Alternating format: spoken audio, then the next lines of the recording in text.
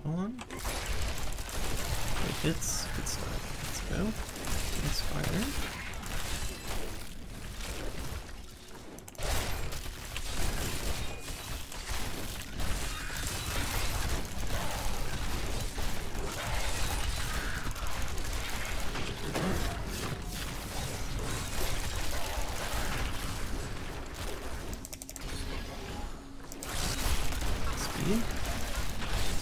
Nice. Attack speed's got to be close to 3 per second. Something in that range. Spinning essence like crazy.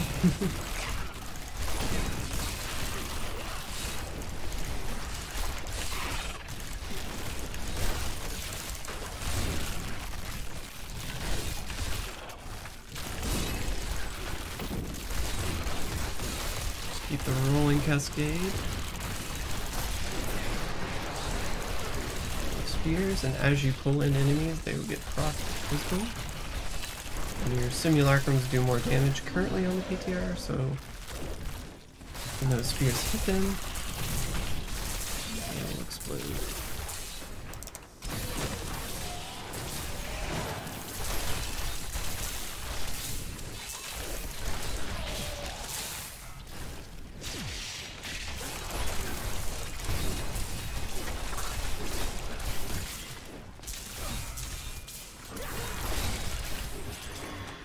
Nice. That was a quick run.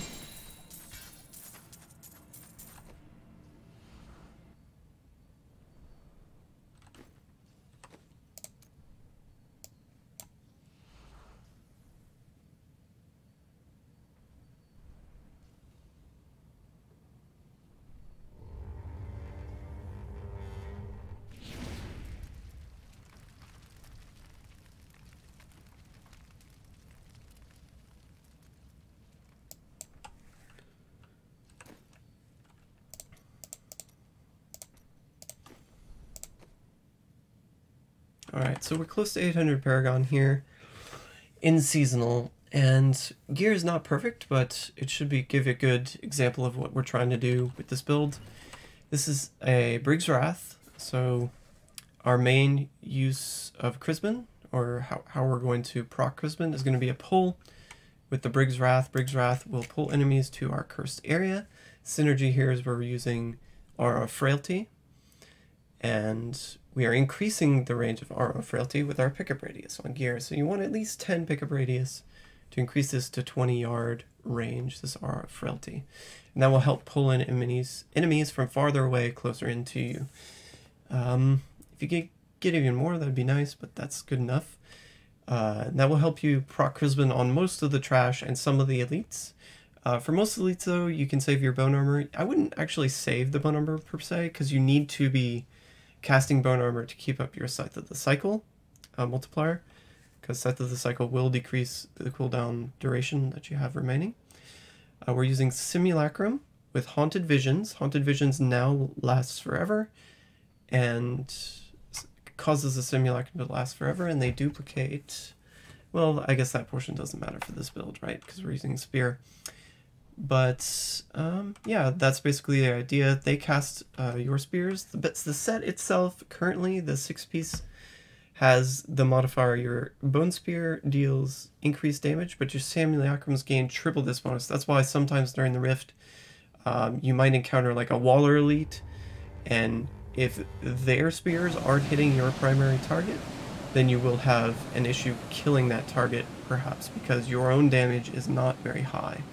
I actually don't like this aspect of the set. I wish if I was caught in that situation, I could still deal some amount of damage. If my damage was equal to theirs, I would at least be okay. I feel like, but yeah, so that's one of my pickles here. The second pickle with the set, I don't really like the... It's not necessarily the 4 set, but it's an interaction with the Simulacrum gaining all runes.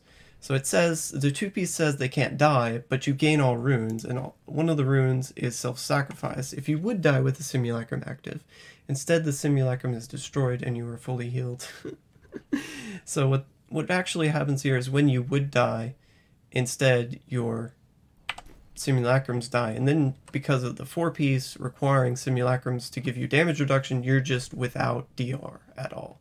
You will die rather soon. If you get into that state, and this is a build that has high attack speed and it doesn't necessarily have high cooldown, so you're going to probably not have simulacrum up at the time.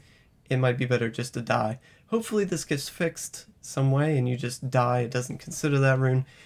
Feedback-wise, I would rather just die as a player, if that's the case. So, rather than get stuck in that limbo, very annoying limbo. We have a lot of movement speed with this build. We're running Fueled by Death, Stewart's Greaves in the cube, and we also make use of Lost Time because we're running the Cold Rune on Bone Spear. A lot of attack speed in this build. Interesting point, mechanics-wise, the Crystallization rune on Bone Spear, which gives you 3% increased attack speed, stacking up to 10 times, duration of 3 seconds. So that 30% there is kind of like Echoing Fury. It gets added in with your attack speed modifier on your weapon, that category of attack speed, before it gets multiplied in with all the other attack speed. So it's a little bit more attack speed than you would think it was. It's not a huge amount more, but it's a little bit more than 30% that you're actually gaining here, which is pretty cool. But basically what that means is we want to, for perfected attack speed, you want to run gloves, double ring, weapon, and then run the Enchantress as a solo player. That'll let you hit a nice breakpoint. I can't remember exactly what it was, what FPA, but it's good. As you can imagine, casting like this puts us over 2.5 or close to 2.5 attacks per second without a speed pylon. With a speed pylon, we're nearing 3 attacks per second. So we're spending a lot of essence in this build, and as you can imagine, we need a few resource cost reduction rolls. So I recommend shoulder piece and weapon. So I don't have it here, but I do have it on my ring instead. And then I also recommend cooldown in this build, mostly to help you reset your bone armor, but also just to give you a lowered cooldown on Blood Rush, but it's mostly for the bone armor to be able to keep up Scythe of the Cycle and stun enemies whenever you can. So we're going to run the Diamond and the Helm, cooldown on shoulder piece, and at least one other affix. I think the Source would be a perfect place for that extra affix. Area damage, as you can imagine, since we're clumping up enemies, also very important. So we want a balance of basically a smorgasbord of everything in this build.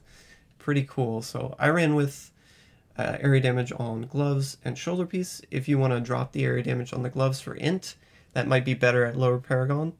But I got this nice glove, so I wanted to wear it. Cold damage, crit, wherever you can. Basics. It's a really smooth build. We're running the Maltorious Spike as a multiplier, and then Scythe of the Cycle, and what else? Bone Prison. So currently, I think Bone Prison has an issue where your simulacrums don't proc it. At least that's what I've just been seeing. Like, only my spears appear to be doing it. I think that's how it's working. I haven't confirmed this, but that's what it looks like is happening. So I have kept Bone Prison in the build, just because if this gets fixed, it will be the best rune. But if they don't fix it, you might want to swap this out for like Second Life passive. Would be a great choice, for example, if that happens to not get fixed. But we're running standalone for extra toughness. Dark Reaping, you're going to need a lot of Essence Gin and health regen in this build. So we're running Dark Reaping in combination with the Cannibalize rune on Devour. As corpses drop, you get more essence, more life, and then Fueled by Death kicks in from the extra movement speed entirely. You have to run the Molting Root on Blood Rush because you get stuck in certain situations if you're not careful, where you might be up against the Rift Guardian, they put up a wall, for example, with the Mancarver, and you're casting your spears into the wall, and then all of a sudden you're out of essence. Well, if you don't have the Molting Rune, you won't be able to finish the Rift. So that's kind of why you stick around with the Molting Rune. Anyway, that's kind of a sum of this build. It's a very slick build. I'm loving it. I did not opt for the extra max essence, but if you wanted to go for that, you could.